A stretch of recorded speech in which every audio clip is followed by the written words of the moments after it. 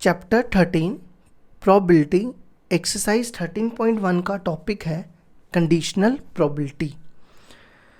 Conditional probability की definition करने जा रहे हैं। Let A and B are two events. मैंने दो इवेंट्स ले लिए ए एंड बी। देन अब कंडीशनल प्रोबेबिलिटी की डेफिनेशन होती है probability of occurrence of event A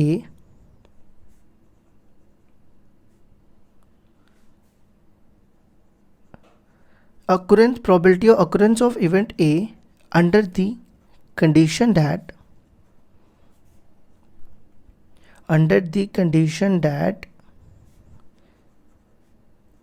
B has already occurred। इसका ना मतलब समझने की कोशिश करो। is called conditional probability।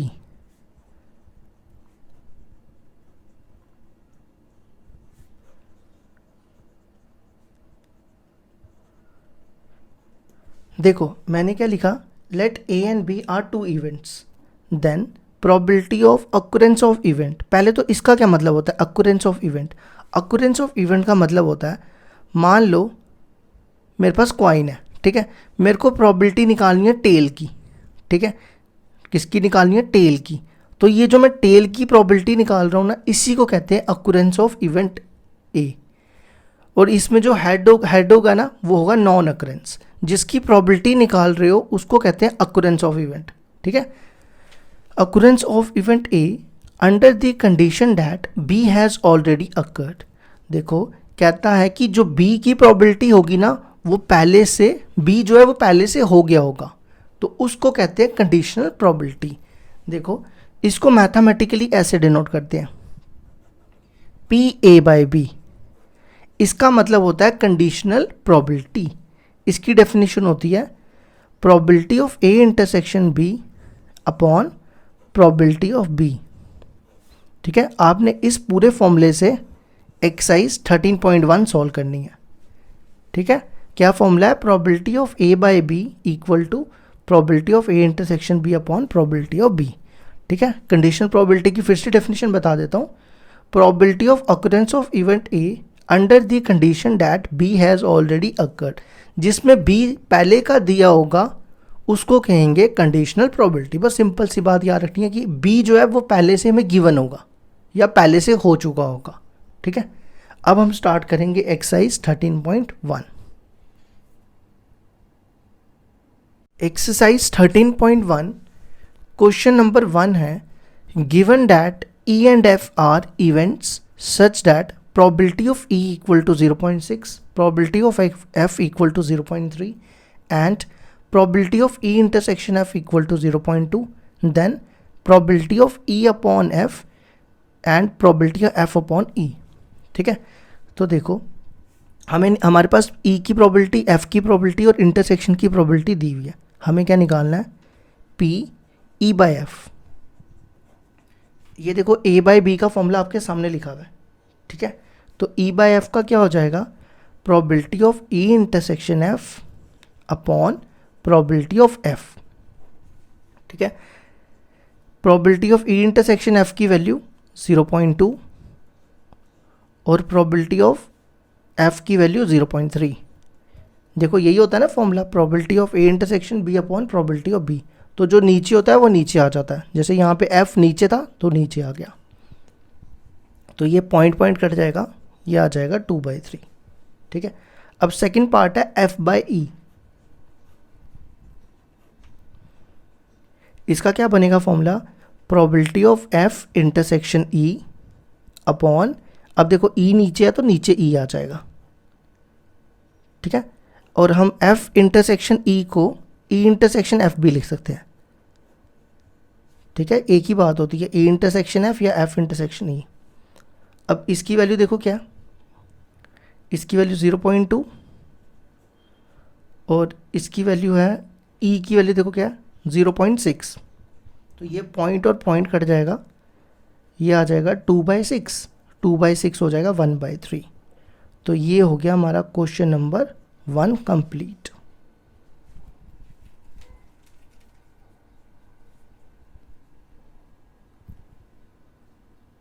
Question number 2 है हमारे पास, compute probability of A by B if probability of B equal to 0.5 and probability of A intersection B equal to 0.32।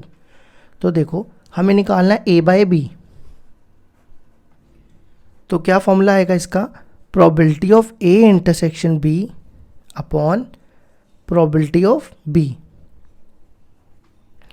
A intersection B को हम लिख सकते हैं 0.32 दिया हुआ है और ये दिया हुआ है 0.5। ठीक है, अब क्या करो, इसके ना पॉइंट हटाओ, ये बनेगा 32/100 और इसका ये पॉइंट वाला 10 ऊपर आ जाएगा, तो ये और ये कट जाएगा, ये 32 था, ये कटेगा 2 के टेबल से 16 और ये 5, तो आंसर आ जाएगा 16/5 5 25।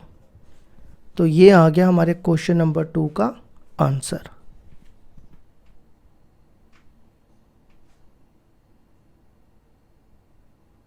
क्वेश्चन नंबर 3 है हमारे पास, if probability of A equal to 0.8, probability of B equal to 0.5 and probability of B upon A equal to 0.4, find. First part है probability of A intersection B निकालना है, सेकंड में probability of A by B और third में probability of A union B निकालना है। तो देखो सबसे पहले हम प्रोबेबिलिटी बी बाय ए का फॉर्मूला लगाते हैं। ये जो हमारे पास गिवन है ना, इसको यूज़ कर रहा हूँ मैं। क्या फॉर्मूला बनता है, probability of B intersection A, B intersection A, ये मैंने इंटरसेक्शन डाला है, ठीक है, अपॉन, और नीचे क्या आ जाता है, अगर ए है तो नीचे ए आ जाएगा। ठीक है, अब इसकी वैल्यू देखो क्या है, 0.4, और बी इंटरसेक्शन ए को हम ए इंटरसेक्शन बी भी लिख सकते हैं, और प्रोबेबिलिटी ऑफ ए की वैल्यू 0.8, तो probability of A intersection B आ जाएगा 0.4 इंटू 0.8, वो कितना होता है 0.32। ठीक है, ये हो गया हमारा फर्स्ट पार्ट निकाल दिया हमने। अब आ जाओ सेकंड पार्ट ये रहा। क्या निकालना है, probability of A upon B, वो होगा probability of A intersection B upon probability of B. ठीक है, ए इंटरसेक्शन बी की value 0.32 upon probability of B की वैल्यू 0.5। ठीक है, अगर आप इसको इससे डिवाइड करोगे, ये बनेगा 32/100 और 5/10, इसको उल्टा कर लो, 32/100 इंटू 5/10, तो probability of A by B आ जाएगा, ये मैंने गलत लिख दिया, 10 ऊपर आएगा और 5 नीचे, ये कटेगा इससे और ये इससे, 16/25, 5 5 25, जिसको आप 16/25 का 0.64 भी लिख सकते हो, क्योंकि पीछे 0.64 आंसर दिया हुआ है। ठीक है, और नेक्स्ट पार्ट निकालना है probability of A union B. A union B का फॉर्मूला होता है probability of A plus probability of B minus probability of A intersection B. ठीक है, अब हम इन तीनों की एक एक करके वैल्यूज डालते जाएंगे। सबसे पहले प्रोबेबिलिटी ऑफ ए की वैल्यू 0.8 और प्रोबेबिलिटी ऑफ बी की वैल्यू 0.5। 0.8, इसकी वैल्यू मैंने क्या बताई 0.8, फिर इसकी value 0.5 minus probability of A intersection B की वैल्यू देखो आपके सामने है 0.32,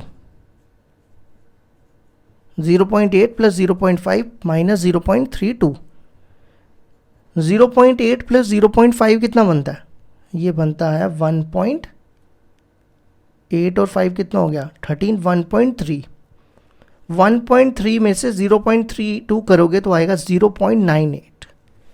ये आ गया हमारा क्वेश्चन नंबर 3 कंप्लीट हो गया।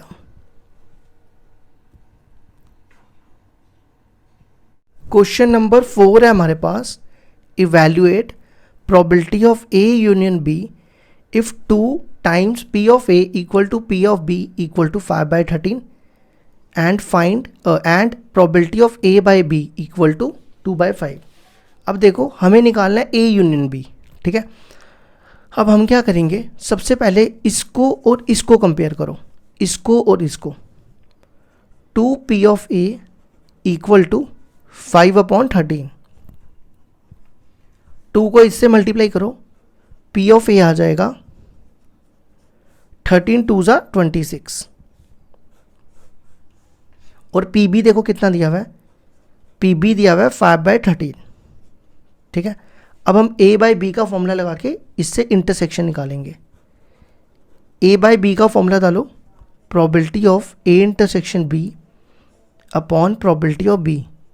A बाई बी की वैल्यू देखो आपके सामने है 2/5 और A इंटरसेक्शन B की वैल्यू हमें चाहिए और प्रोबेबिलिटी ऑफ B की वैल्यू 5/13। तो probability of A intersection B हो जाएगा, इसको आप इधर ले जाओ, ये बनेगा 2/5 इंटू ये पूरा इधर आ जाएगा 5/13, ये और ये कैंसिल, तो ये आ जाएगा 2/13। अब हमें निकालना था A यूनियन B, तो A यूनियन B का फॉर्मूला डालो, probability of A plus probability of B minus probability of A intersection B। अब आप इन तीनों की वैल्यूज डालो इसमें। A की वैल्यू देखो क्या दी है 5/26, B की वैल्यू 5/13 और A इंटरसेक्शन B की वैल्यू 2/13। एलसीएम लो इनका, 26 एलसीएम आएगा 5, ये 2 इधर मल्टीप्लाई होगा 10 और 2 इधर 4, तो 15 में से 4 गए कितने बचते हैं 11, 11/26। ये आ गया क्वेश्चन नंबर 4 का आंसर।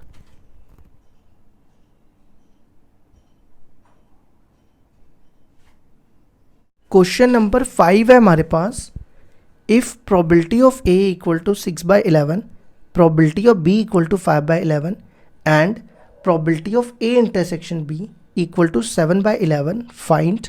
फर्स्ट पार्ट है A इंटरसेक्शन B निकालना है, दूसरे में A बाई B और तीसरे में B बाई A, ठीक है। देखो कैसे करेंगे।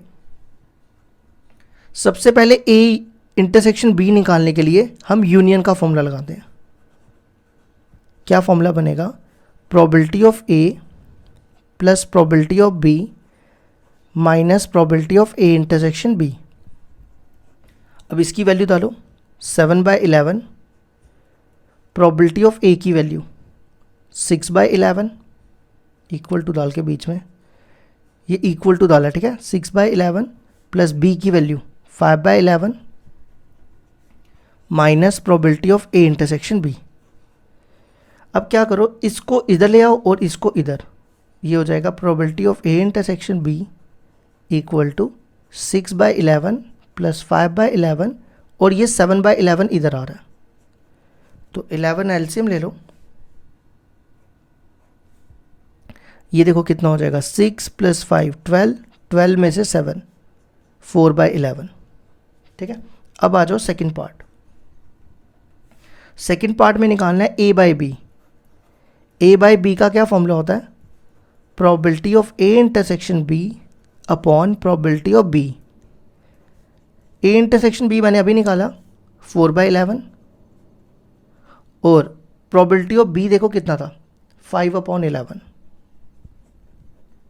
ये और ये कैंसिल, तो ये आ जाएगा 4/5। अब लास्ट पार्ट है third part, probability of B by A, तो ये हो जाएगा probability of B intersection A upon जो नीचे होता है, नीचे क्या A, तो प्रोबेबिलिटी ऑफ A, ये A लिखा है, ठीक है। अब probability of B intersection A is same as A intersection B। अब इसकी वैल्यू डालो A इंटरसेक्शन B की, वो हमने ये निकाली थी 4/11 और A की वैल्यू 6/11, 11 गया और ये 4 2 से और ये 3 से, तो आंसर आ गया 2/3। ये हो गया हमारा question number 5 complete.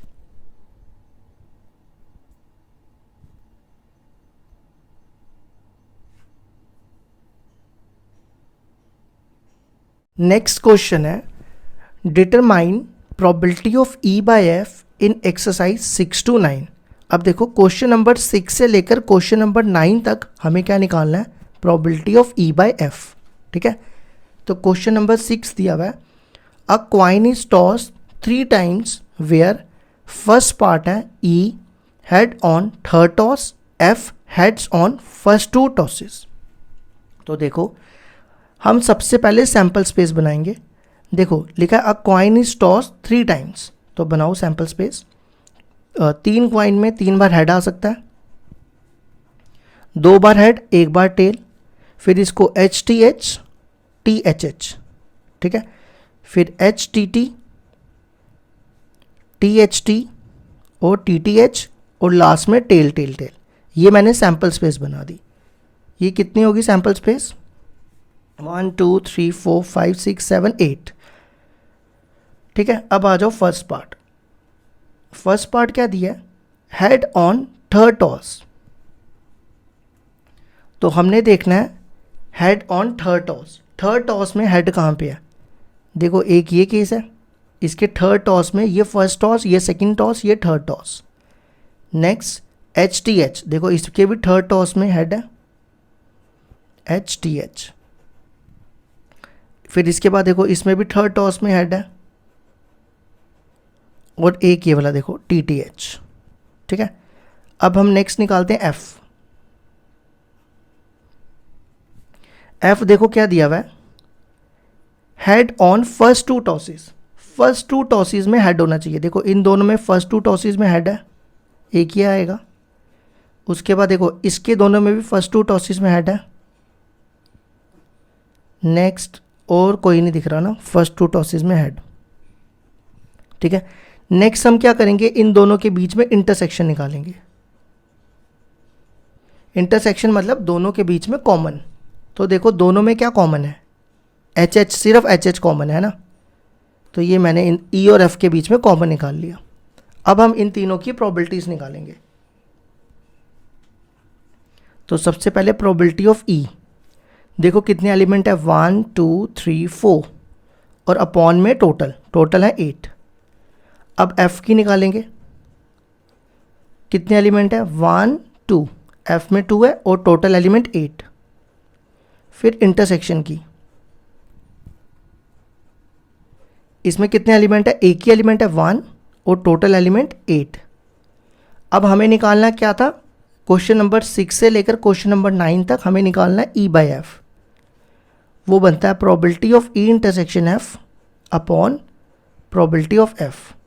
E intersection F की वैल्यू देखो क्या दी है, 1/8 और प्रोबेबिलिटी एफ की वैल्यू 2/8। ठीक है, तो इसमें ये और ये कैंसिल हो जाएगा, 8 कैंसिल हो जाएगा, आंसर आ जाएगा 1/2। ये आ गया हमारे फर्स्ट पार्ट का आंसर। ठीक है, अब आ जाओ सेकंड पार्ट। सेकंड पार्ट में देखो क्या दिया है, एटलीस्ट 2 हेड। ई क्या दिया हुआ है, एटलीस्ट 2 हेड और एफ दिया हुआ है एटमोस्ट 2 हेड। तो देखो सबसे पहले दिया एटलीस्ट 2 हेड। एटलीस्ट 2 हेड मतलब कम से कम 2 तो होने चाहिए, उससे ज़्यादा जितने मर्जी हो।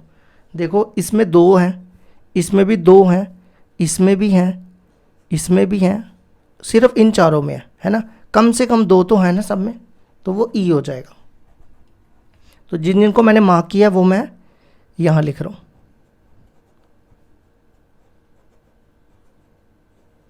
ठीक है, अब आ जाओ एफ पे। एफ क्या बोला मैंने, एफ बोला था eight most 2 head. At most means maximum 2 से ज़्यादा नहीं होने चाहिए, मैक्सिमम 2 से कम भी होंगे चलेंगे। तो मैक्सिमम 2 देखो इसमें है, इसमें है, इसमें है, इसमें भी 1 है, इसमें भी 1 है, इसमें भी 1 है, इसमें कोई नहीं है। देखो मैक्सिमम 2 और 0 भी होगा तो भी चलेगा, तो इसको छोड़ के ये सारे आ जाएंगे। ठीक है, तो ये बनेगा एच टी एच, पहला था एच एच टी, फिर नेक्स्ट एच टी एच,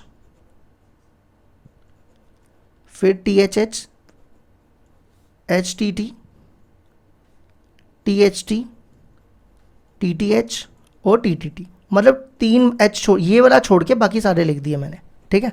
अब हम इनके बीच में कॉमन निकालेंगे। Probability of E intersection F, दोनों में देखो कॉमन क्या है, HHT, फिर HTH, फिर THH। अब हम इन तीनों की प्रोबेबिलिटी निकालेंगे। THH लिख दिया ना मैंने।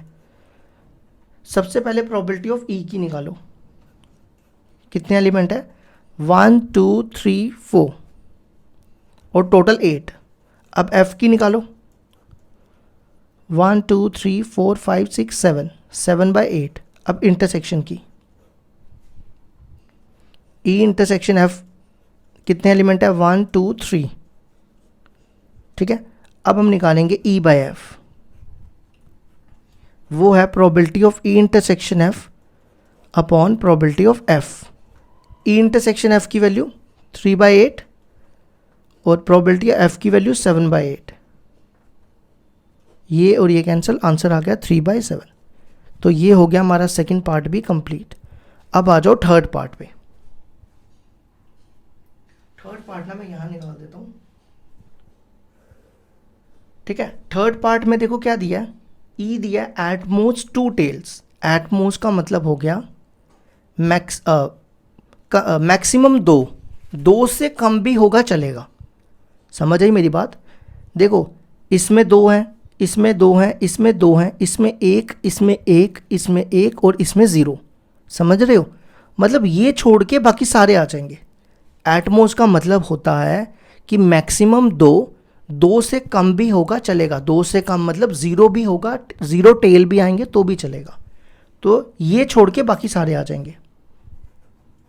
HHH, ये छोड़ के बाकी सारे लिख रहा हूँ, ठीक है। HHT, फिर HTH, THH, HTT, THT और TTH, ठीक है। अब F पे आ जाओ। F देखो क्या लिखा है, एटलीस्ट 1 टेल। एटलीस्ट 1 टेल मतलब कम से कम एक टेल तो होना चाहिए। देखो इन सब में एक एक टेल सब में है, तो ये सारे आ जाएंगे, ये छोड़ के बाकी सारे। तो HH छोड़ के बाकी सारे, HTH, THH, HTT, THT, TTH और TTT, ठीक है। अब इन दोनों में कॉमन देखो क्या,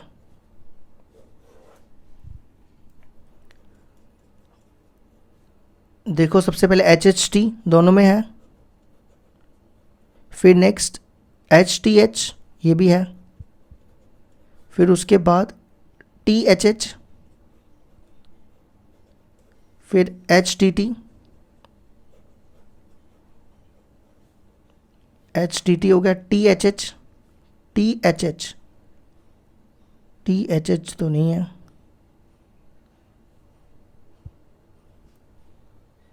मैंने एक छोटी सी गलती कर दी है। ये देखो HHH लिखा था, HHT लिखा था, HTH लिखा था, उसके बाद THH लिखा था, HTT लिखा था, और यहाँ पे ना THT आना था, मैंने गलती से TTH लिख दिया, ठीक है। अब देखो THT भी कॉमन है दोनों में, और लास्ट TTH भी कॉमन है, ठीक है। अब क्या करो, इन तीनों की प्रोबेबिलिटी निकालते हैं। प्रोबेबिलिटी ऑफ ई, देखो कितने एलिमेंट है, 1 2 3 4 5 6 7, तो ये हो जाएगा 7/8, ठीक है। अब एफ की निकालो। एफ में देखो कितने एलिमेंट है, 1 2 3 4 5 6 7, 7/8 और इंटरसेक्शन। अब कॉमन में देखो कितने एलिमेंट है दोनों के, 1 2 3 4 5 6, 6/8। अब निकालो ई बाय एफ, वो फॉर्मूला आएगा probability of E intersection F upon probability of F. ये आ जाएगा 6/8 और ये आ जाएगा 7/8, तो आंसर आ गया 6/7। हमारा क्वेश्चन नंबर 6 भी हो गया कंप्लीट।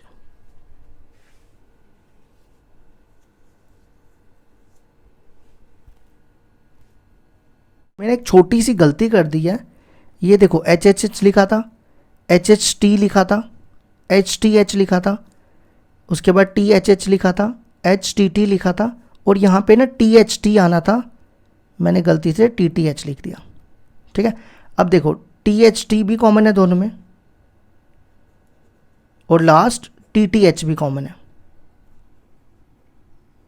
ठीक है, अब क्या करो, इन तीनों की प्रोबेबिलिटी निकालते हैं।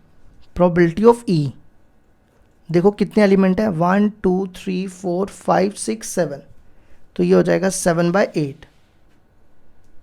ठीक है, अब F की निकालो। F में देखो कितने एलिमेंट है, 1 2 3 4 5 6 7, 7/8, और इंटरसेक्शन अब कॉमन में देखो कितने एलिमेंट है दोनों के, 1 2 3 4 5 6, 6/8। अब निकालो E/F, वो फॉर्मूला आएगा probability of E intersection F upon probability of F। ये आ जाएगा 6/8 और ये आ जाएगा 7/8, तो आंसर आ गया 6/7। हमारा क्वेश्चन नंबर 6 भी हो गया कंप्लीट।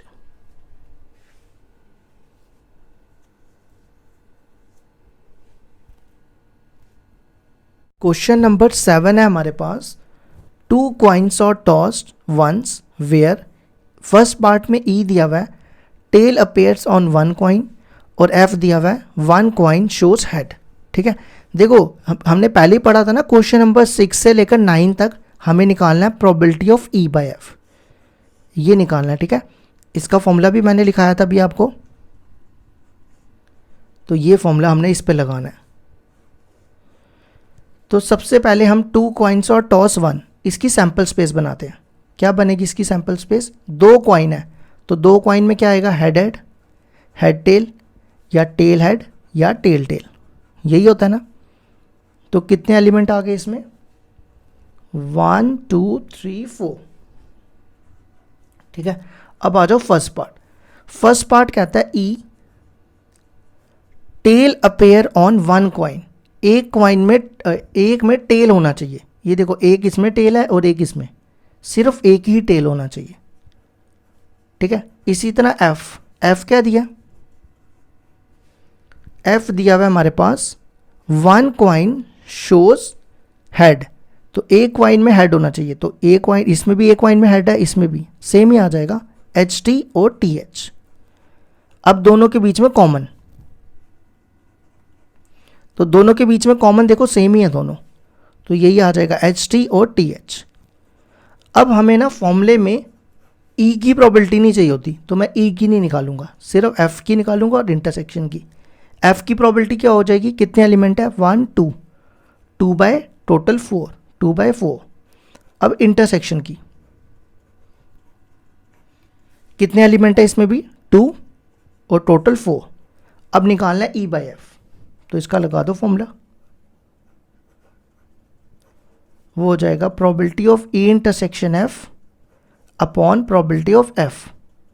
E इंटरसेक्शन F की वैल्यू 2/4 और प्रोबेबिलिटी F की वैल्यू 2/4, तो आंसर आ जाएगा 1। ठीक है, अब सेकंड पार्ट आ जाओ।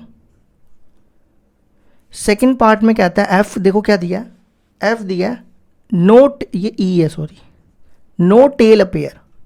नो टेल अपेयर मतलब किसी में भी टेल नहीं आना चाहिए, तो वो सिर्फ हेड ही होंगे दोनों, है ना। फिर F पे आ जाओ, F क्या दिया है, नो हेड अपेयर, तो वो सिर्फ टेल वाले होंगे दोनों। अब इनके बीच में कॉमन निकालो, इनके बीच में कॉमन क्या होगा, कुछ भी कॉमन नहीं है ना, तो वो हो जाता है 5। ठीक है, अब हम क्या करते हैं, इनकी प्रोबेबिलिटीज निकालते हैं। सबसे पहले F की, कितने एलिमेंट है, 1 और टोटल 4। फिर E इंटरसेक्शन F की, कितने एलिमेंट है इसमें, कोई भी नहीं, वो होता है 0, 0/4 0। अब लगा दो फॉर्मूला E/F का,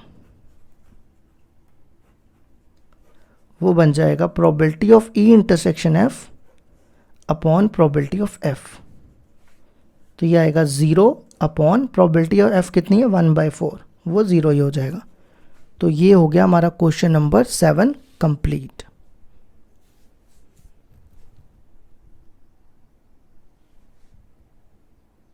क्वेश्चन नंबर 8 है हमारे पास, अ डाई थ्रोन 3 टाइम्स। ई दिया हुआ है 4 appear on the third toss, F दिया हुआ है 6, 5 appear respectively on first 2 tosses. देखो इसमें भी हमें क्वेश्चन नंबर 6 से 9 तक ई बाय एफ निकालना है, ठीक है। तो सबसे पहले क्या दिया है, अ डाई थ्रोन 3 टाइम्स, तो इसकी सैंपल स्पेस बनाते हैं। क्या बनेगी, 1 1 1, यही बनेगी ना, क्योंकि डाई को 3 टाइम्स टॉस किया। 1 1 2 अप टू सो ऑन 6 6 6, यही बनेगी, ठीक है। अब एन एस आ जाओ, एन एस हो गया number of elements in S. देखो इसके लिए फॉर्मूला याद रखना है 6 की पावर n। तो कितने डाइज हैं इसमें, इसमें डाइज हैं 3, तो 6 की पावर 3, 6 को 3 बार मल्टीप्लाई करो तो 216 आता है, ठीक है। अब आ जाओ ई, ई क्या लिखा है, 4 अपेयर, ई देखो क्या लिखा है, 4 appears on the third toss. अब ये होता है फर्स्ट टॉस, ये सेकंड टॉस और ये थर्ड टॉस। थर्ड टॉस में 4 आना चाहिए, तो मान लो कि फर्स्ट 2 टॉस, फर्स्ट में x है, दूसरे में y है और थर्ड में 4 है, ठीक है। वेयर, और ये जो एक्स वाई हैं ये किसको बिलोंग करेंगे, 1 2 3 4 5 6।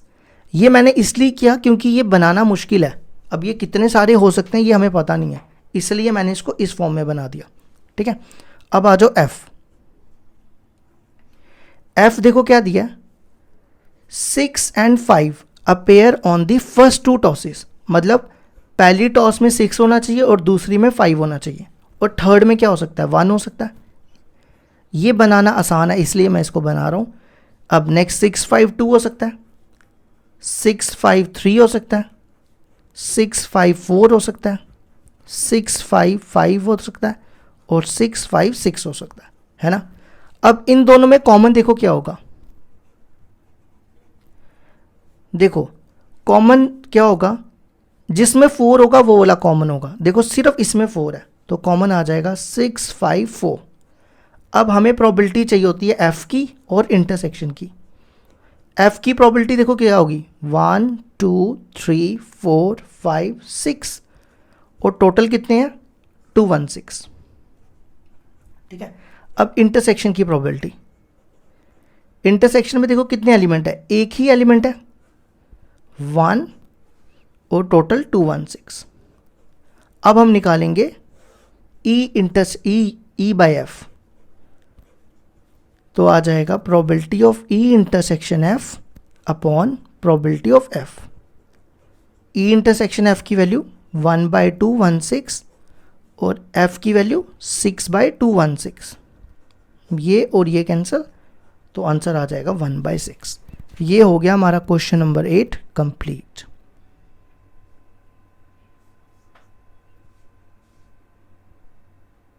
क्वेश्चन नंबर 9 था हमारे पास, mother father son line up at random for a family picture. E दिया हुआ है son on one and and F दिया हुआ है फादर इन मिडल। तो इसमें भी हमें क्या निकालना है, ई बाय एफ, ठीक है। क्वेश्चन नंबर 6 से 9 तक ई बाय एफ निकालना है। तो सैंपल स्पेस बनाओ, मदर फादर सन की, तो क्या बन सकता है, मदर फादर सन। देखो एम को फिक्स रखो, इन दोनों को घुमाओ, एस एफ। अब फादर को फिक्स रखो, सन मदर को घुमाओ, मदर सन। अब सन को फिक्स रखो, मदर फादर को घुमाओ, तो ये बन गई सैंपल स्पेस। 1 2 3 4 5 6, ठीक है। अब ई पढ़ो, ई क्या दिया, सन ऑन वन एंड, एक एंड में सन होना चाहिए। ये देखो एक ये होगा, एक ये होगा, एक ये, एक ये।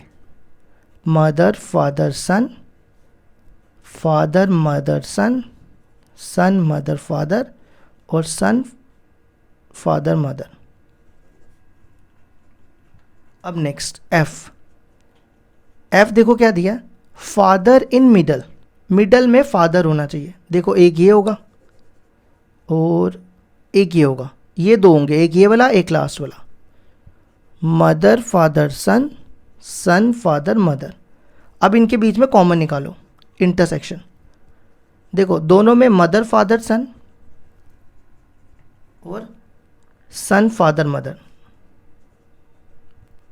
सन फादर मदर। अब इनकी प्रोबेबिलिटीज, सबसे पहले एफ की 1 2, 2 एलिमेंट्स है और टोटल 6। अब इंटरसेक्शन की, इंटरसेक्शन में देखो 1 2 और टोटल कितने हैं 6, ठीक है। अब हम निकालेंगे ई बाई एफ,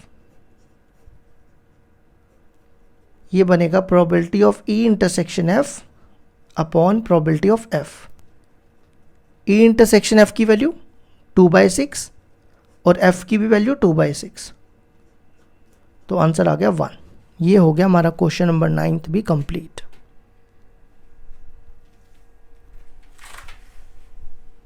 क्वेश्चन नंबर 10 है हमारे पास। A black and a red dice are rolled, ठीक है। फर्स्ट पार्ट है find the condition probability of obtaining a sum greater than 9 given that the black die is resulted in a 5। देखो अगर by chance मान लो इसमें नहीं लिखा हो कंडीशनल प्रोबेबिलिटी, अगर यहाँ पे सीधा आए फाइंड दी प्रोबेबिलिटी, तो आपको कैसे पता चलेगा कि इसमें कंडीशनल प्रोबेबिलिटी निकालनी है। देखो सबसे आसान तरीका, जो गिवन, अगर गिवन डैट लिखा हो, या तो गिवन लिखा होगा गिवन डैट, या इफ लिखा होगा, या इट इज नाउन लिखा होगा, ठीक है। अगर इन तीनों चीज़ों में से कोई भी लिखा होगा ना यहाँ पे, तो समझ लेना वो कंडीशनल प्रोबेबिलिटी है, ठीक है। अब आ जाओ क्वेश्चन पे। क्वेश्चन कह रहा है अ black and a red dice, कितने डाइस हैं 2, तो सैंपल स्पेस क्या बनेगी 1 1 1 2 अप टू सो ऑन 6 6। तो एन में कितने एलिमेंट हो जाएंगे 6 की पावर n, n यहाँ पे कितना है 2 डाइस है ना, तो 6 की पावर 2 36। अब आ जाओ फर्स्ट पार्ट ई पे। देखो एक चीज़ यह हमेशा याद रखना, जो गिवन वाला होगा ना उसको आपको एफ लेना है, ठीक है। गिवन वाले को हमेशा क्या लेना है एफ। तो ई यहाँ पे क्या होगा सम ग्रेटर देन 9, सम ग्रेटर देन 9 कब आता है, सम ग्रेटर देन 9, 2 डाइस का मैक्सिमम सम कितना होता है। देखो अगर आप इन दोनों को प्लस करोगे 6 + 6 12, है ना। अब 2 डाइस का सम ग्रेटर देन 9 कब आएगा 10 पे, 11 पे और 12 पे, यही होगा ना। तो सबसे पहले 10 वाला लो, 10 कब आता है 2 डाइस में 4 6 5 5, मैं 10 वाला ले रहा हूँ 6 4, है ना। अब आ जाओ 11 पे, 2 डाइस में 11 का सम कब आता है 5 6, 5 और 6 11, 6 5 11, और 12 कब आता है सिर्फ 6 6 पे। तो ये हमारा ई निकल गया। अब आ जाओ एफ। एफ देखो क्या दिया है, गिवन वाले को हमेशा एफ लेना है। Black die resulted in a 5, black die resulted in a 5, मतलब देखो पहला वाला ब्लैक है और दूसरा रेड है। जो ब्लैक वाला होगा ना, जैसे ये ब्लैक है, ये रेड है, ये ब्लैक और ये रेड, ये जो है ना ये 5, इसमें हमेशा 5 होना चाहिए। तो जैसे देखो 5 1 5 2 5 3 5 4 5 5 और 5 6, ठीक है। अब इन दोनों के बीच में इंटरसेक्शन, दोनों के बीच में देखो कॉमन क्या है 5 5 5 6, सिर्फ यही 2 है। अब हम इनकी प्रोबेबिलिटीज निकालेंगे। सबसे पहले एफ की निकालो। एफ में देखो कितने एलिमेंट है 1 2 3 4 5 6, और टोटल कितने हैं, टोटल हैं 36। अब इंटरसेक्शन की, इंटरसेक्शन में देखो कितने एलिमेंट है 1 2, तो ये आ जाएगा 2/36। अब हमें निकालना है ई बाई एफ। क्या निकालना है ई बाई एफ, वो आ जाएगा 2/36। इसका फॉर्मूला डालो पहले, E intersection F upon probability of F. Intersection F की वैल्यू 2/36 और इसकी वैल्यू 6/36, तो आंसर आ गया 1/3। ठीक है, ये 1 लिखा। अब आ जाओ इसका सेकंड पार्ट।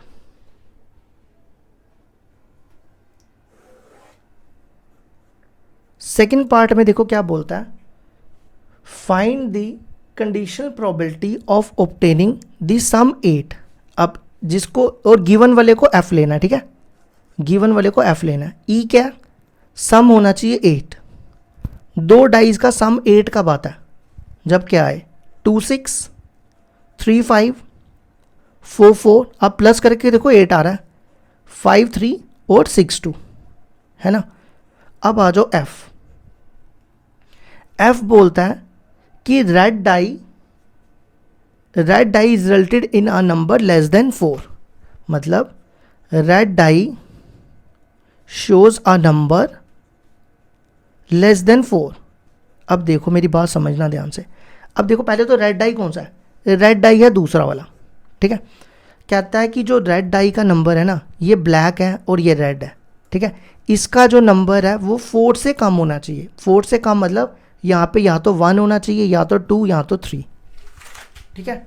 जो रेड का नंबर है वो 4 से कम होना चाहिए। तो देखो अब ब्लैक में आप कुछ भी रखो, ठीक है। ब्लैक में मैं रखता हूँ 1 और 1, ठीक है। फिर ब्लैक में 1 2, रेड में देखो मैं 1 2 ही रख रहा हूँ, 1 3। अब ऐसे ही रेड में 2 1 2 2, फिर 2 3, ठीक है। फिर 3 1 3 2 3 3, नेक्स्ट 4 1 4 2 4 3। देखो मैं रेड में सिर्फ 1 2 3 रख रहा हूँ, ब्लैक में मैं कुछ भी रख रहा हूँ, 5 1 5 2 5 3, फिर 6 1 6 2 6 3, ठीक है। अब निकालो इंटरसेक्शन। ई और एफ का इंटरसेक्शन देखो क्या होगा, ये एफ है ये ई है, दोनों में कॉमन देखो सिर्फ ये और ये है ना, 5 3 और 6 2। देखो 5 3 और 6 2 और कोई कॉमन नहीं है। अब आगे तो आपको पता ही है, आगे तो काम आसान है। तो सबसे पहले ई की प्रोबेबिलिटी, ई की नहीं एफ की। एफ में देखो कितने एलिमेंट है, 1 2 3 4 5 6 7 8 9 10 11 12 13 14 15 16 17 18, 18/36। अब इंटरसेक्शन में देखो कितने एलिमेंट है, 2, तो 2/36। अब हमें निकालना था ई बाई एफ, वो होगा E intersection F upon F. Intersection की वैल्यू 2/36 और एफ की वैल्यू 18/36। ये और ये कटा तो आंसर आ गया 1/9। ये हो गया हमारा question number 10 complete.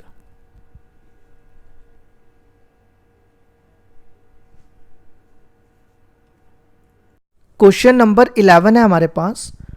A fair dice is rolled, consider the event E 135 F23 and G 2345 find.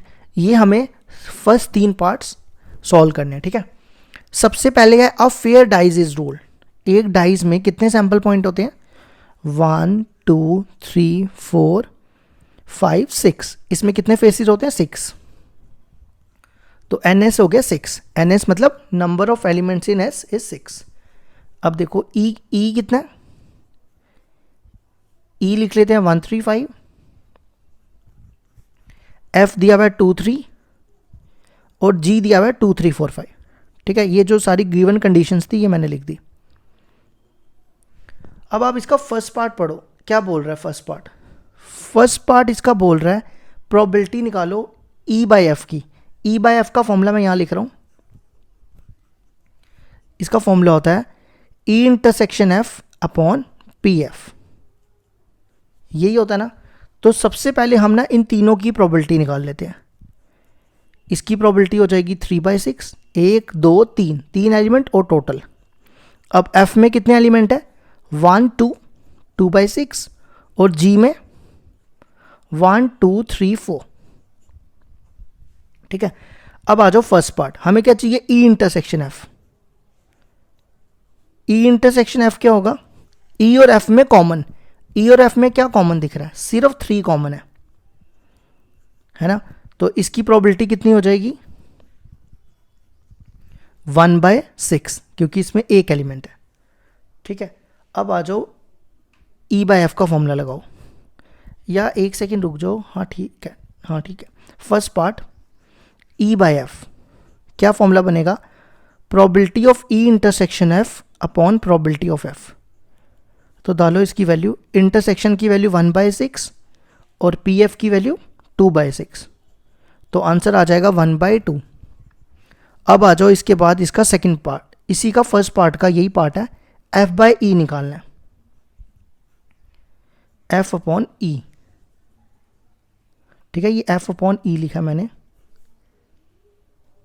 F upon ई हो जाएगा F intersection E upon P E.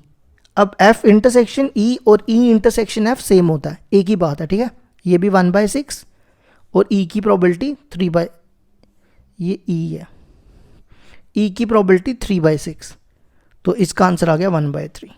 ठीक है, अब आ जाओ सेकंड पार्ट। सेकंड पार्ट देखो क्या लिखा है, पी ई बाय जी निकालना है। ठीक है, सेकंड पार्ट हमें निकालना है, मैं यहाँ पे लिख देता हूँ पहले फॉर्मूला, हमें निकालना है ई बाय जी। इसका फॉर्मूला बनेगा ई इंटरसेक्शन जी अपॉन पी जी, यही बनेगा ना। तो सबसे पहला काम क्या करो, ई इंटरसेक्शन जी निकालो। ई और जी में देखो क्या कॉमन है, ये देखो, ये ई और ये जी, दोनों में कॉमन 3 और 5 है ना, दोनों में कॉमन 3, 5 है। अब इसकी प्रोबेबिलिटी निकालो, इसकी प्रोबेबिलिटी हो जाएगी, इसमें कितने एलिमेंट है, 1 2 2/6। अब ये फॉर्मूला लगा दो ई बाय जी का, probability of E intersection G upon P G. E intersection G की वैल्यू मैंने निकाली 2/6 और पी जी की वैल्यू हमने पहले से निकाल के रखी है 4/6, तो इसका भी आंसर आ जाएगा 1/2। ठीक है, अब नेक्स्ट इसके बाद चाहिए हमें जी बाई ई, क्या चाहिए, G by E, P G by E, तो फॉर्मूला बनेगा P G intersection E upon P G. अब जी नहीं अपॉन पी ई, ये गलत लिखा मैंने, पी ई करना। ठीक है, इसको जो नीचे होता है वही नीचे आता है। G intersection E is same as E intersection G, तो ये भी हो जाएगा 2/6 और ई की प्रोबेबिलिटी, ये देखो ई की प्रोबेबिलिटी थी 3/6, तो ये हमारा सेकंड पार्ट भी कंप्लीट हो गया, आंसर आ गया 2/3। ठीक है, अब आ जाओ इसके थर्ड पार्ट पे। थर्ड पार्ट था, मैं यहाँ पे थर्ड पार्ट लिख रहा हूँ, बुक में पढ़ो, बुक में दिया हुआ है, ये है थर्ड पार्ट। ठीक है, और इस एक ये भी था, ई इंटरसेक्शन एफ बाय जी। ठीक है, तो देखो सबसे पहले हम क्या करेंगे, आप ना सबसे पहले इसका फॉर्मूला डालो। ए बाय बी का क्या फॉर्मूला होता है, आप ना इसको ए पढ़ो, इसको ई पढ़ो, इसको एफ पढ़ो। देखो ई अगर ई बाय जी हो तो क्या फॉर्मूला होता है, ई इंटरसेक्शन जी, तो इसका क्या फॉर्मूला बनेगा, इसको ई पढ़ना है, ये आ गया ई, देखो ई लिखा, इंटरसेक्शन जी, जी की जगह जी अपॉन जो यहाँ पे नीचे होता है, इधर नीचे है पी जी। ठीक है, ये मैंने इसका फॉर्मूला डाल दिया। अब हम क्या करेंगे, सबसे पहले ई यूनियन एफ निकालेंगे।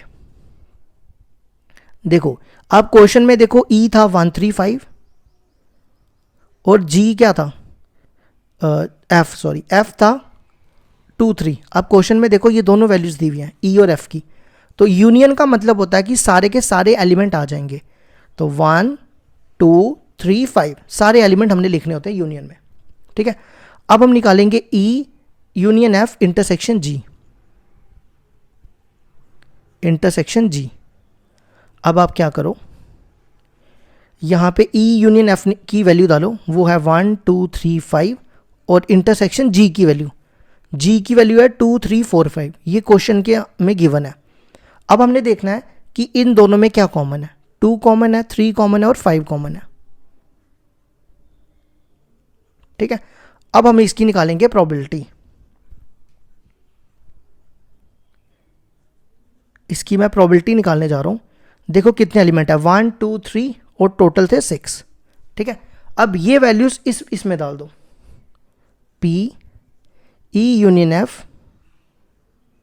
Intersection G equal to P E union F intersection G upon PG। ये देखो मैंने ये जो फॉर्मूला लिखा ना, यही मैंने वैल्यूज यहाँ डाल दी। ठीक है, इसकी वैल्यू देखो क्या है, 3/6, और PG की वैल्यू आपको क्वेश्चन में दी थी, ये वैसे देखो मैंने यहाँ भी लिखी हुई है PG की वैल्यू। PG की वैल्यू मैंने क्वेश्चन में निकाली थी ना ऊपर फर्स्ट पार्ट में, 4/6, तो आंसर आ जाएगा इसका 3/4। ठीक है, ये आ गया हमारा इस पार्ट का आंसर। अब आ जाओ इस पे, ये भी निकालना है ना, इसको आप E पढ़ो और इसको G। तो देखो E/G का क्या फॉर्मूला है, E इंटरसेक्शन G, तो ये है E, ये ब्रैकेट में रखो, और इंटरसेक्शन G अपॉन PG। ठीक है, समझ आया, इसको E पढ़ो तो क्या फॉर्मूला होता है, E intersection G, E intersection G upon PG। ठीक है, तो सबसे पहले हम निकालेंगे E intersection F intersection G। देखो यहां निकालने जा रहा हूं, E intersection F intersection G, मतलब तीनों में कॉमन देखना है। E था हमारे पास 1 3 5, F था 2 3, और G क्या था, ये क्वेश्चन में गिवन है 2 3 4 5। अब इन तीनों में आप देखो कॉमन क्या दिख रहा है आपको, क्या दिख रहा है कॉमन, तीनों में देखो 3 कॉमन है ना, सिर्फ 3 कॉमन है, और इसकी प्रोबेबिलिटी निकालो। इसकी प्रोबेबिलिटी कितनी हो जाएगी, एक एलिमेंट है 1/6। अब ये वाला फॉर्मूला लगा दो, P E intersection F upon G equal to P E intersection F intersection G upon PG। अब इसकी वैल्यू है 1/6 और PG की वैल्यू अभी लिखी थी, PG की वैल्यू देखो ये लिखी है 4/6, तो ये 6 6 काट दो तो आंसर आ गया 1/4। ये हो गया हमारा question number 11 complete.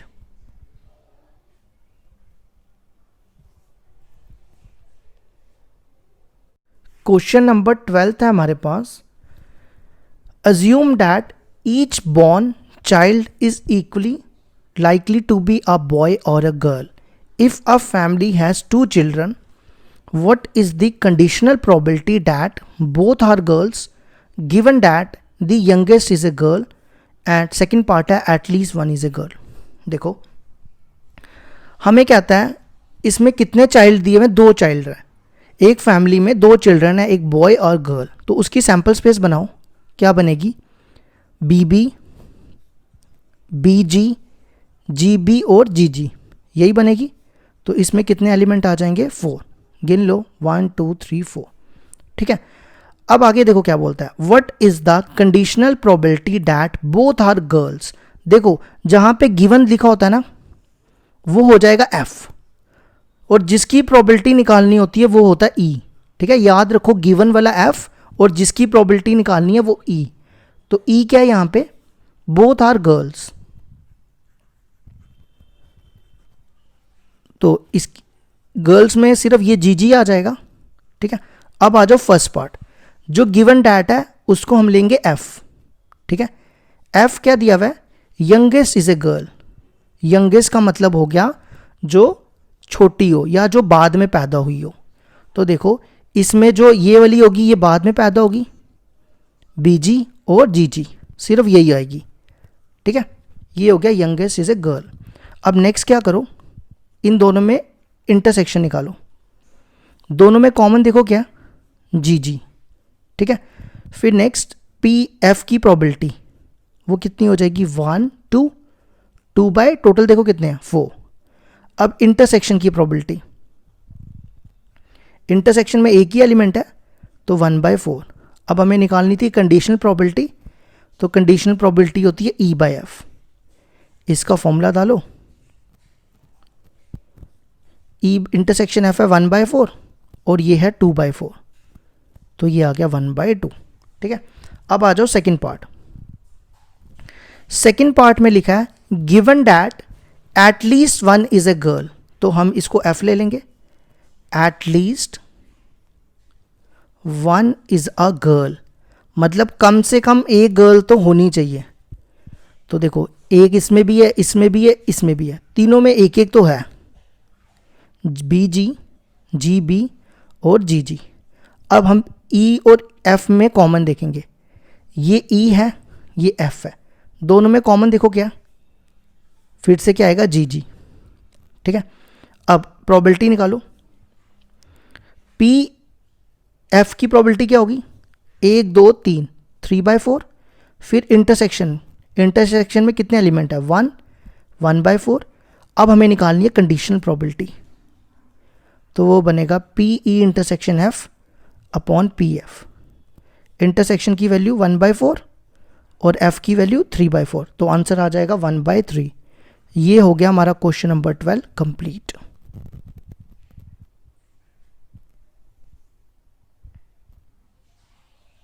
Question number 13 है हमारे पास। An instructor has a question bank consist of 300 easy true false question. ठीक है, 300 इजी ट्रू फॉल्स क्वेश्चन है, 200 difficult true false question, 500 easy multiple choice question और 400 डिफिकल्ट मल्टीपल चॉइस क्वेश्चन। ठीक है, if a question is selected at random from the question bank, what is the probability that it will be an easy question given that it is a multiple choice question। अब देखो question को समझो। एक question bank दिया हुआ है हमारे पास जिसमें 300 इजी ट्रू फॉल्स क्वेश्चन है, 200 डिफिकल्ट ट्रू फॉल्स क्वेश्चन है, 500 इजी मल्टीपल चॉइस क्वेश्चन और 400 डिफिकल्ट मल्टीपल चॉइस क्वेश्चन। ठीक है, और कहता है what is the probability that it will be an easy question given that it is a multiple choice question. अगर आप इस क्वेश्चन को देखो, कहीं पे नहीं लिखा कंडीशनल प्रोबेबिलिटी निकालनी है, देखो लिखा कहीं पे कंडीशनल प्रोबेबिलिटी निकालनी है। अब देखो इसकी पहचान क्या है, देखो ये लिखा गिवन दैट, जब भी गिवन लिखा होगा उसका मतलब है कि कंडीशनल प्रोबेबिलिटी है। अब जो इजी क्वेश्चन है उसको लेंगे हम ई हो गया इजी क्वेश्चन, और F हो जाएगा जो गिवन वाला होता है ना, गिवन वाला उसको F लेना है, F है मल्टीपल चॉइस क्वेश्चन। ठीक है,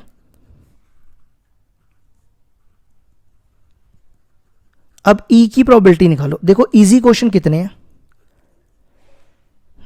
देखो 300 इजी है और 500 वाले भी इजी हैं, एक ये इजी और एक ये इजी। ठीक है, दोनों, क्योंकि इसने हमें ये नहीं बोला कि ट्रू फॉल्स है कि मल्टीपल चॉइस क्वेश्चन है, इसने सिर्फ बोला इजी क्वेश्चन। इजी क्वेश्चन में ये दोनों आ जाएंगे, तो 300 प्लस 500 कितने हो गए, 800। ये ई की प्रोबेबिलिटी है।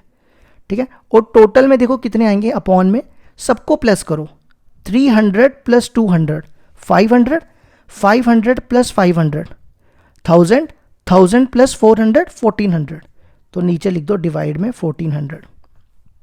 अब आ जाओ F पे। F में देखो कौन कौन है, multiple choice question. Multiple choice question में देखो कौन है, एक ये आ रहा है, देखो यहाँ पे लिखा है मल्टीपल चॉइस क्वेश्चन, लेकिन यहाँ पे ये नहीं लिखा कि इजी वाले हैं या डिफिकल्ट वाले हैं, सिर्फ लिखा है मल्टीपल चॉइस क्वेश्चन। एक ये आ रहा है और एक ये आ रहा है, देखो multiple choice question, multiple choice question है ना, तो दोनों को प्लस कर लो, 500 प्लस 400 कितने हो गए, 900 अपॉन 1400। ठीक है, अब नेक्स्ट इंटरसेक्शन। आपने एक चीज़ देखी, दोनों में कौन सी चीज़ कॉमन आई, दोनों में ना, इनमें मैंने इन दोनों को प्लस किया और इसमें मैंने इन दोनों को प्लस किया। ई में मैंने 300 और 500 को प्लस किया, 800 बना, और एफ में मैंने 500 और 400 को प्लस किया, 900 बना। इसका मतलब दोनों में कॉमन क्या आया, 500। ठीक है, अब हमें निकालनी है कंडीशनल प्रोबेबिलिटी, तो ये हो जाएगा E intersection F upon P F. तो इसकी वैल्यू है 500 अपॉन 1400, और इसकी वैल्यू 900 अपॉन 1400। ओ सॉरी, ये नहीं कैंसिल करना था, ये कैंसिल हुआ, तो ये बचा 500 अपॉन 900, तो आ गया आंसर 5 अपॉन 9। तो ये हो गया हमारा क्वेश्चन नंबर 13 कंप्लीट।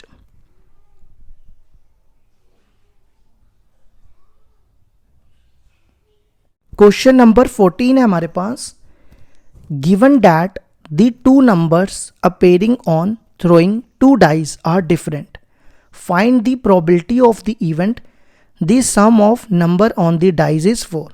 देखो क्वेश्चन को समझो, सबसे पहले गिवन डैट लिखा, इसका मतलब ये क्या हो गया, कंडीशनल प्रोबेबिलिटी, ठीक है। और गिवन डैट वाले को हम लेते हैं एफ, वो क्या लिखा है, two numbers appearing on throwing two dies are different, ठीक है। इसका मतलब मैं समझाता हूँ बाद में। हमें प्रोबेबिलिटी निकालनी है कि सम कितना होना चाहिए, 4।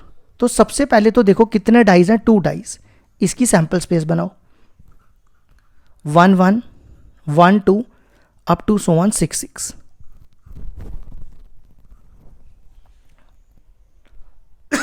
ठीक है। अब इसमें फॉर्मूला क्या होता है डाइज में, 6 की पावर n, तो n कितने डाइज हैं, n हो गया, डाइज कितने हैं 2, तो 6 की पावर 2 36, ठीक है। अब e लेना है हमने, जिसकी प्रोबेबिलिटी निकालनी है, e देखो क्या, सम इज 4। अब 2 डाइज में सम 4 कब आता है, 1 1 1 3 2 2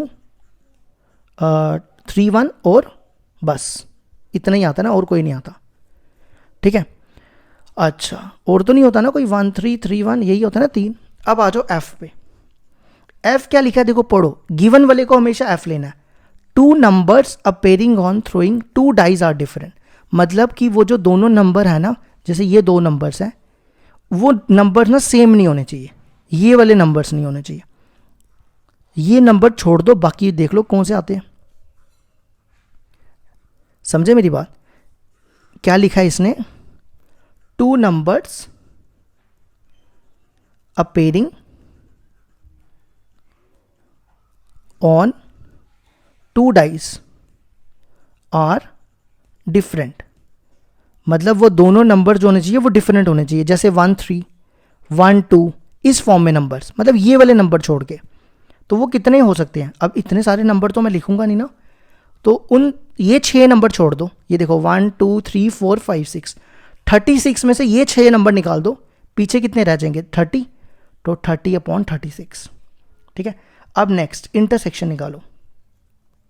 अब देखो ये ई है, ये एफ है, दोनों में कॉमन क्या होगा, देखो ये वाला नंबर नहीं आएगा, बाकी सारे नंबर आ जाएंगे, ये भी आ जाएगा, ये भी आ जाएगा, 1 3 और 3 1, ठीक है, क्योंकि उसमें एफ में ये वाले नंबर्स नहीं है, इसमें ये 2 2 आ रहा है, इसलिए मैंने ये नहीं लिखा। अब इसकी प्रोबेबिलिटी क्या हो जाएगी, कितने एलिमेंट है इसमें, 1 2 और टोटल 36। अब हमें निकालना है condition probability, E intersection F upon P F, डालो इसकी वैल्यू 2/36 और पी एफ की वैल्यू 30/36, तो आंसर आ जाएगा 2/30, वो हो जाएगा 1/15। तो ये हो गया हमारा क्वेश्चन नंबर 14 भी कंप्लीट।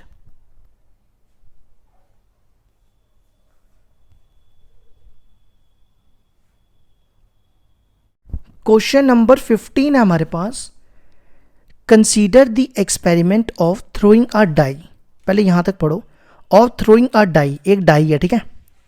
आगे पढ़ो, if a multiple of 3 comes up, throw the die again, if any other numbers come, toss a coin. पहले यहां तक समझो, कहता है अगर 3 का मल्टीपल आए तो क्या थ्रो करो, डाई। देखो ये देखो, ये डाइज में ये नंबर्स होते हैं 1 2 3 4 5 6, ठीक है। ये कहता है अगर 3 का मल्टीपल आए, 3 के मल्टीपल सिर्फ यही 2 होते हैं ना, तो आपने फिर से एक डाइस टॉस करना है, ठीक है। ये क्वेश्चन कह रहा है। आगे पढ़ो, if any other numbers comes toss a coin, अगर कोई और नंबर आए इनके अलावा, जैसे मान लो 1 2 4 और 5 आ जाए, तो क्या टॉस करना है, कॉइन, जो हेड और टेल होता है। समझ आई, फिर से एक बार बता देता हूँ। एक एक्सपेरिमेंट है, हमारे पास एक डाइज है, ठीक है, 1 2 3 4 5 6, कहता है अगर मल्टीपल 3 का है, जैसे 3 और 6, तो आप डाइस को टॉस करो, अगर कोई और नंबर आ जाए 3 और 6 के अलावा तो आप कॉइन को टॉस करो। बस इतना सा क्वेश्चन है। पहले इसकी सैंपल स्पेस बनाते हैं, फिर यहाँ से आगे पढ़ेंगे। देखो आपने क्या लिखना है, 3 1 3 2 3 3 3 4 3 5 3 6, ऐसी 6 1 6 2 6 3, यही लिखने जा रहा हूँ। 3 1 3 2 3 3 3 4 3 5 और 3 6, ठीक है। फिर 6 के साथ 6 1 6 2 6 3 6 4 6 5 6 6। अब यहाँ पे आ जाओ। अब हम क्या लिखेंगे, H1 H2 H4 H5, फिर T1 T2 T4 T5, H1 H2, ये 1 है यार, H2 H3 नहीं H4 और H5, फिर T के साथ T1 T2 T4 और T5, ठीक है। तो NS में कितने एलिमेंट हो गए आप गिनो, 1 2 3 4 5 6 7 8 9 10 11 12 13 14 15 16 17 18 19 20, ठीक है। अब आगे क्वेश्चन पढ़ो। Find the condition probability of the event the coin shows a tail given that, देखो गिवन दैट लिखा है, एटलीस्ट 1 डाइस शोज अ 3। देखो समझो बात को, जिसकी प्रोबेबिलिटी निकालनी होती है ना उसको लेते हैं ई और गिवन वाले को लेते हैं एफ।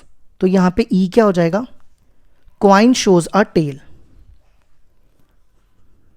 ये ई हो गया, ठीक है। अब आप जिसमें टेल है वो सारे लिख दो यहां पे, T1 T2 T4 T5,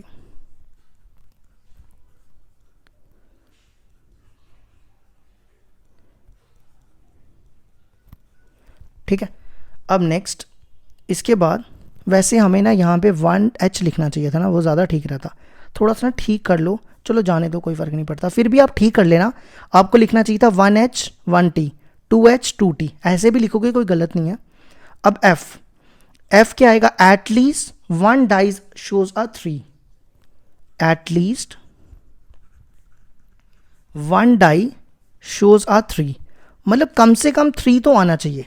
तो देखो जिसमें 3 है ना वो सारे लिखो, ये देखो सब में 3 है, 3 1 3 2 3 3 3 4 3 5 3 6 और 3 देखो अगला किसमें है, और ये इसमें है 6 3, ठीक है।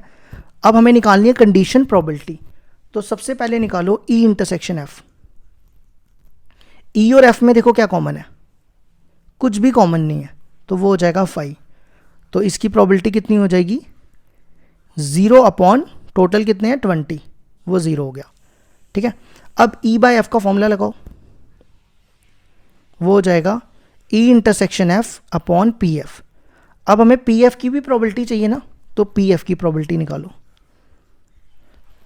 देखो एक चीज़ का ध्यान रखना, ऐसे तो आप लिखोगे 1 2 3 4 5 6 7 और लिख दोगे 7/20, वो ठीक है, वो आंसर सही आएगा। लेकिन एक चीज़ का ध्यान रखो, यहाँ पे लिखा है एटलीस्ट। एटलीस्ट का मतलब होता है कि कम से कम एक 3 होना चाहिए। तो हमें जब भी ऐसा केस हो, हमें हर एक की प्रोबेबिलिटी निकालनी है। जैसे मतलब P 3 1 की निकालनी है, प्लस P 3 2 की निकालनी है, प्लस 3 3 की, 3 4 की, ठीक है। जब भी एटलीस्ट दिया हो, आंसर सेम ही आएगा, आंसर 7/20 आने वाला है, लेकिन ऐसे निकाल देनी चाहिए जब एटलीस्ट लिखा हो, ठीक है। एटलीस्ट मतलब कम से कम एक। तो देखो इसमें कितने एलिमेंट है, 1, ये पूरा एक एलिमेंट है, ठीक है, 1 अपॉन टोटल 20, फिर ये भी 1, सबकी 1/20 आ जाएगी, सबकी लिख दो 1/20, तो ये हो जाएगा 7/20। अब यहाँ पे वैल्यूज़ डालो, इंटरसेक्शन की वैल्यू 0, इसकी वैल्यू 7/20, तो आंसर आ गया 0। ये हो गया हमारा question complete 15।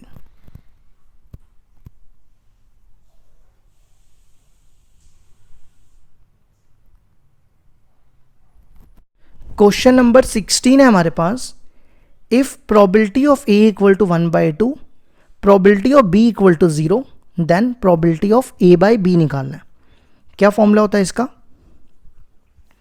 Probability of A intersection B upon probability of B. A intersection B तो हमें पता नहीं है क्या है, इसको वैसे ही रखते हैं। और पी बी की वैल्यू कितनी है? 0। तो देखो आपको ये पता है समथिंग अपॉन 0 हो तो उसको कहते हैं इन्फिनिटी, और इन्फिनिटी को कहते हैं नॉट डिफाइंड। तो ऑप्शन है सी को टिक कर लेना। ठीक है, अब आ जाओ क्वेश्चन नंबर 17 पे। If A and B are events such that probability of A by B equal to probability of B by A, then देखो ए बाई बी की डेफिनेशन होती है A intersection B upon P B, और B by A की definition होती है B intersection A upon P A. ये और ये काट दो, क्रॉस मल्टीप्लाई करो, ये इधर आएगा पी ए और ये इधर आएगा पी बी। तो ये हमारा आंसर आ गया P A equal to P B. तो ये ऑप्शन है डी को टिक कर लेना। तो हमारी हो गई एक्सरसाइज कंप्लीट।